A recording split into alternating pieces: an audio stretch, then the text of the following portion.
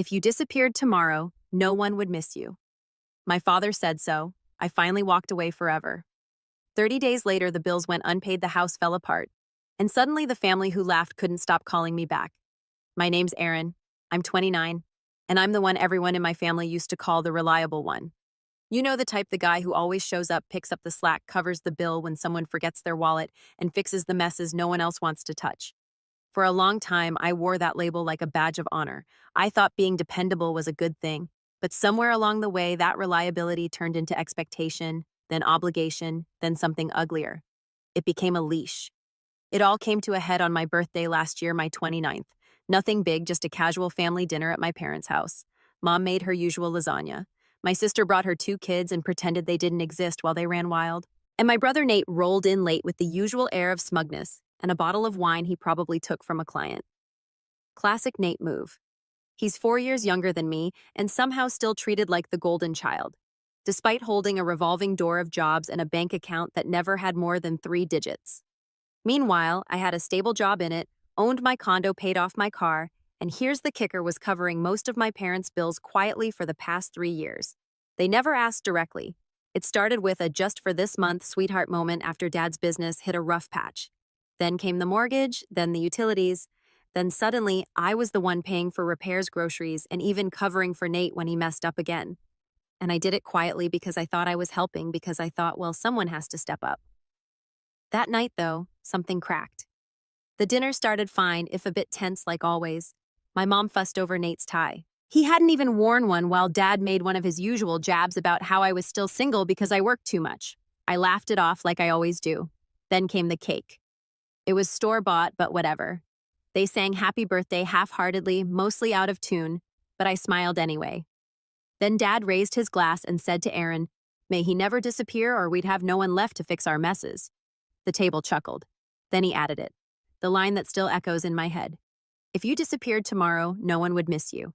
The words hit me like a slap, but it was the reaction that gutted me. Nate laughed. Mom didn't say a word, just smiled and nodded like it was some sort of joke she'd heard before. My niece asked what disappeared meant, and no one even blinked. I stared at them. My own family. These people I had spent the last several years supporting emotionally, financially, and mentally, and they were laughing like I was a joke, like I didn't matter. I excused myself quietly and left the house before anyone noticed I hadn't cut the cake. I didn't cry that night. I didn't scream or throw things. I just sat in my car for 2 hours in silence. That silence told me more than their words ever could. For the next 2 weeks, I went about my life like nothing had happened. I still paid the electric bill, still covered Mom's credit card, still Venmo'd Nate when he texted me some nonsense about being short on rent. But I also started planning quietly, carefully, because I realized something. They didn't just take me for granted. They depended on me. They needed me. But I didn't need them. I didn't show up for Sunday dinner the next week. Mom texted me a passive-aggressive "missed you," and I ignored it. Nate sent a laughing emoji. Classy. I didn't respond. The week after that, I forgot to send the money for the water bill on purpose. They called confused. I said I was tight on cash this month. That was the first ripple. The next time Dad called, I let it go to voicemail. When I listened to it later, it was 30 seconds of silence. Then a sigh, then a sharp, "Call me when you can, Erin." No apology, just a command. 2 weeks later, I changed my phone number. Then I resigned from my job. You see, over the years, I had saved up quite a bit. I'd always lived modestly. No vacations, no big spending, just a quiet life and a steadily growing bank account. I had a little over $180,000 tucked away. I sold my condo, liquidated some investments. By the end of the month, I had just shy of $4 million and no obligations tying me down. I found a place out west, a small town I'd visited once on a solo hiking trip. Peaceful, quiet, isolated. I packed up, signed a lease under a new name, and vanished. No goodbye, no note, just gone. I cut off every digital footprint they could trace. I deleted my socials, closed, my old email canceled, every account tied to the bills, and I watched, not out of malice. Okay, maybe a little, but mostly out of curiosity. I wanted to see how long it would take before they noticed the world they leaned on had been built on my shoulders. The first sign came about 3 weeks later when Mom called my old job and found out I had resigned. Then came a string of desperate emails to my old address, subject lines like, "Please call urgent and we're worried." I didn't read most of them. Then came Nate. He actually found one of my old college friends and messaged him to ask if I was okay. Told him I'd gone silent and that the family was concerned. My friend knew better. He told him I was fine, just busy. The desperation ramped up fast. The mortgage didn't get paid, the utilities were cut. Dad's pride wouldn't let him admit anything to the extended family, so they just told everyone I was traveling for work. In reality, they were drowning. Nate had no money to cover their losses. Mom's credit card started bouncing. Dad had a minor health scare, and they couldn't afford the medical bills. For the first time, they had to ask for help from the very relatives they'd spent years quietly judging. And I spent my mornings sipping coffee on a porch that overlooked mountains. I went on long walks. I read books. I breathed for the first time in a decade. But that peace wouldn't last forever, because about a month later something happened. Something that pulled me right back into their orbit whether I wanted it or not. It started with a knock on my new door. And standing there was someone I never expected to see. It was my cousin Jenna. Now before I explain how she found me, let me back up. Jenna was the only person in our extended family I had ever really clicked with. We weren't close, but she always treated me like I was more than a wallet. She had this way of asking how are you that made you believe she actually wanted to know, but we hadn't talked much in years. She moved to Oregon for grad school, got married, had a kid, lived her life. So when she showed up on my doorstep in the middle of nowhere, I didn't know whether to be alarmed or weirdly touched. She looked exhausted. Not physically, more like the kind of emotional tired that clings to your bones. "Aaron," she said, stepping back like she wasn't even sure I'd let her in. "I'm sorry to show up like this. I didn't know where else to go." I blinked. "Jenna, how did you—" "I didn't," she admitted. "Not really, but I remembered you talking about this town years ago when you visited. I made a guess, called every rental property in the area for 2 weeks until someone mentioned a quiet guy who paid a year's rent up front in cash." I almost laughed. Almost. But her expression stopped me. This wasn't just a casual visit.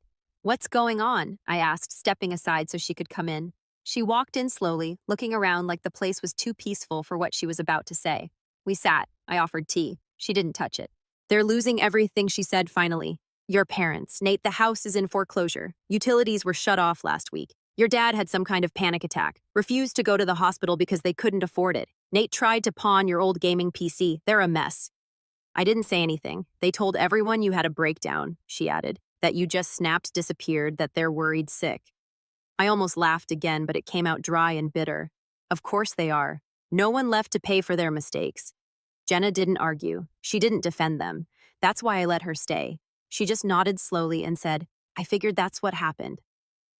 I sat with that silence for a long moment before I finally asked, "Why are you really here, Jenna?" She looked up at me, and for the first time I saw something behind the calm, a flicker of uncertainty. "Because they're scared, and because part of me hoped you'd want to know." I didn't respond. She leaned forward slightly as if trying to meet me halfway. "Aaron, I'm not asking you to fix it. God knows they don't deserve that, but I thought you should hear it from someone who isn't expecting anything." And that's when she handed me the envelope. It was addressed to me in my mom's handwriting, the same handwriting that used to label my school lunch bags and birthday cards when I was a kid. The sight of it made my stomach twist. I didn't open it.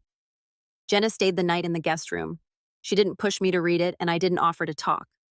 In the morning, she left quietly, thanking me for the bed and for not slamming the door in her face. After she left, I sat with that envelope for hours. I turned it over in my hands, stared at the seal, thought about every memory that had led to this point.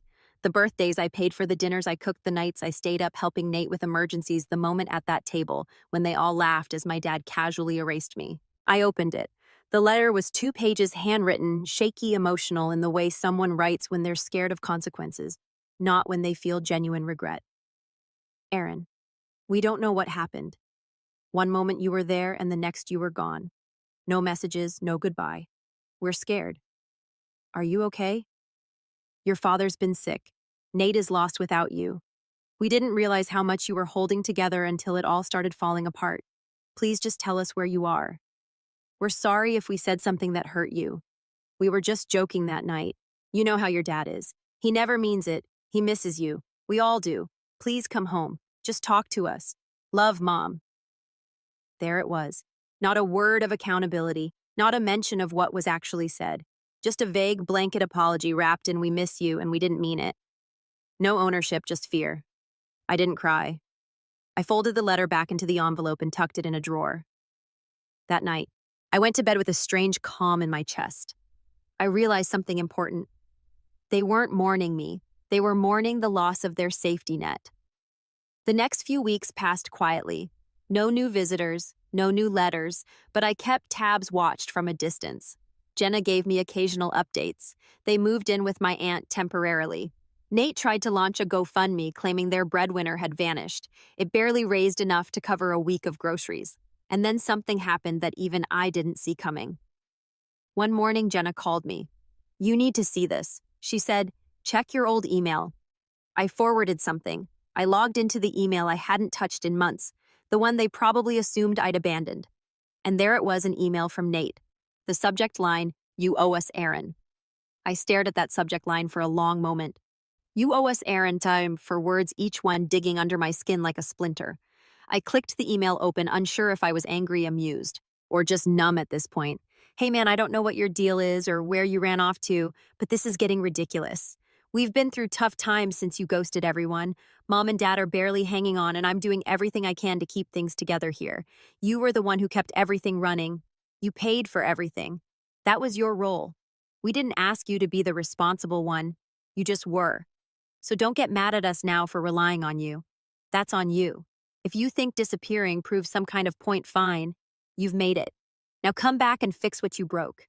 It's the least you can do after everything we've done for you. We're family. That still means something, right, Nate?" I reread that last line. "We're family. That still means something, right?"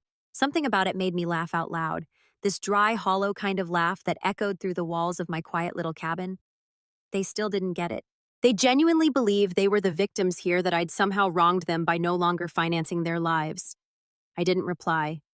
Instead, I saved the email in a folder titled "Delusions," shut the laptop, and went for a walk. The trails behind the cabin were peaceful that time of day. Golden sunlight breaking through the trees, birdsong in the background, the faint crunch of leaves under my boots. I breathed in the quiet, the kind of quiet I'd never known growing up in a house filled with constant noise complaints, demands, shouting, and the never-ending echo of "Aaron, we'll handle it." As I walked, I kept turning over Nate's email in my mind. The tone, the entitlement, the way he twisted my disappearance into betrayal like I had some duty stamped on my forehead the day I was born. That was your role. It rang in my ears like a bell I couldn't unring. No, not anymore. But even as I tried to shake it off, I knew deep down that something was shifting. The game was changing. They were no longer just confused and scrambling. They were angry, and desperation mixed with entitlement. That's a dangerous cocktail. Over the next few days, the emails kept coming, not just from Nate. My mother sent a long one titled, "Please think about the family." It was full of vague guilt trips, references to my childhood. Lines like, "Remember how we always supported your science fairs, and this family's been through enough already." I didn't delete it. I archived it with the others. Then came the letter from my dad. Actual physical mail this time. Sent to the local post office under my old name, probably hoping it would somehow reach me. I didn't even know how he figured out the town. Maybe Jenna had slipped up, or maybe he just guessed. Inside the envelope was a single sheet of paper typed. No greeting, no signature. "You're punishing us. I get it, but you're punishing your mother most of all. She doesn't deserve this." I didn't mean what I said that night. I thought it was funny. "You used to have a sense of humor. You're being dramatic. We need help. Either you're part of this family or you're not." That last line stuck with me. Either you're part of this family or you're not. It was a threat. Not veiled, not subtle, just a blunt instrument of emotional blackmail. The kind of statement someone makes when they think they still have power over you. But they didn't, because I wasn't that same version of Aaron anymore. Still, part of me kept waiting for the next move, and it came sooner than expected. I was out for groceries when I noticed someone following me. It wasn't anything obvious at first, just a man lingering a little too long in each aisle I visited. I'd never seen him before. A wiry guy in his late 30s, buzz-cut, bland clothing, the kind of forgettable face you'd walk past a dozen times and never clock. But the third time I turned down a row and saw him there staring at cereal. He clearly wasn't buying. The hair on the back of my neck stood up. I paid in cash, left quickly, took a different route home, didn't go straight to the cabin. I doubled back, checked for tails. Old habits from a paranoid uncle who used to be in the service. I never thought I'd need them. Eventually, I made it back, locked the doors, sat down, heart pounding, just a little harder than I wanted to admit. That night, I checked all my security cams. Nothing out of the ordinary, but I changed my passwords again. I shut off the main Wi-Fi, moved money into a different account. Something was coming. I could feel it. And I was right because the next morning a knock came at the door, but this time it wasn't family. It was a man in a gray suit, and he was holding paperwork. I opened the door cautiously, not fully swinging it out. The man in the gray suit looked official in the way people do when they want to be taken seriously more than they want to be understood. Mid-40s, sharp eyes, holding a leather folder in one hand and a business card in the other. Mr. Aaron Caldwell, he asked, even though he was clearly sure I didn't answer right away. My instincts were coiled tight. I represent the law firm of Kessler and Tate. I'm here on behalf of your family. He extended the folder toward me. I didn't take it. My family hired a lawyer. They filed a claim, he said, with no sign of discomfort. They're alleging financial abandonment along with unlawful withdrawal of familial support. I actually laughed out loud. I couldn't help it. Is that even a thing? He gave a small lawyerly shrug. They believe they have grounds for civil damages, claiming you had a long-established pattern of financial care and that your abrupt absence caused measurable harm. Now, I did take the folder more out of disbelief than curiosity. I flipped through the documents.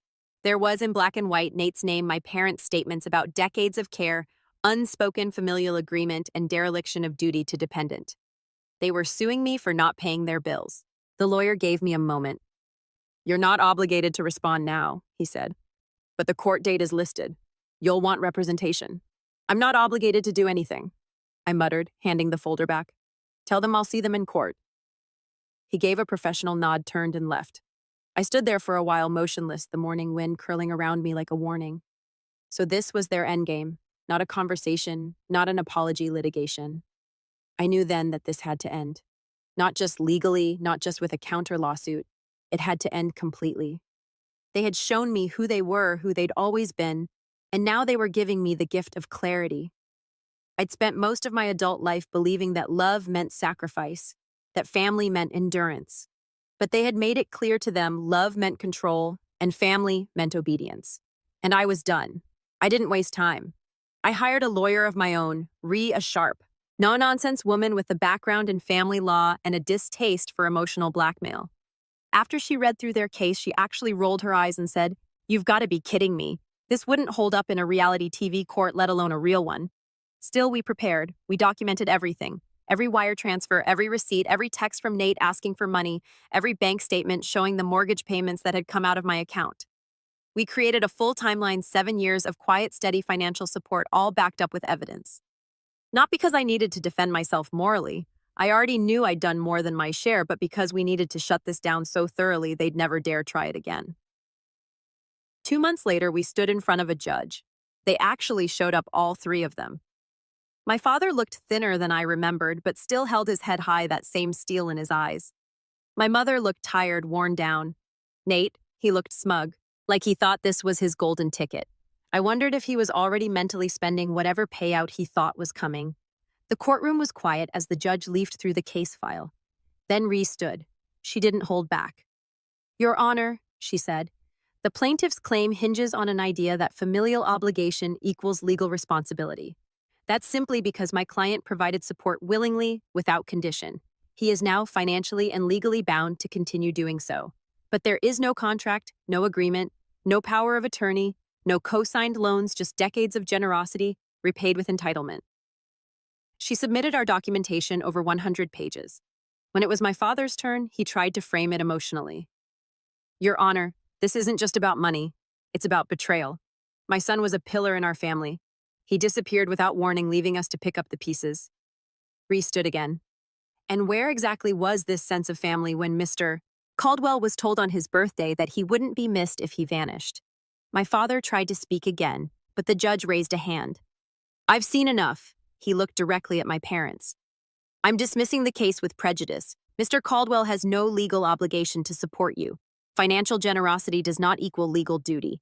And frankly, this court is disturbed by the manipulation at the heart of this case." Then he turned to me. "Mr. Caldwell, I hope you understand that walking away was your right." I nodded once. "I do now." As the gavel came down, the sound echoed like a final door slamming shut. Outside the courtroom, they tried one last time. My mom rushed after me. "Aaron, wait, please. We didn't know it would come to this. We were just scared." I turned, looked at her. At the woman who once made me soup when I was sick, who kissed my forehead goodnight when I was 7, and who sat silently while I was told I wouldn't be missed. I believe you, I said. But being scared doesn't justify what you did. It never did. Nate opened his mouth, but I raised a hand. Don't, just don't. I walked away. That was over a year ago. Since then, I've rebuilt my life on my terms. I still live in the same cabin, still hiked those trails. I started teaching coding part-time online and finally finished that book I always said I'd write. It's not about revenge or family. It's about freedom and finding out who you are when no one else is telling you. I haven't heard from them since. Sometimes I think about that birthday dinner. The laughter, the smugness, the way they treated my existence as disposable. And then I think about now the silence, the peace. They were right in a way. I did disappear. And not one of them truly missed me. But I don't miss them either. And that more than anything tells me I made the right choice.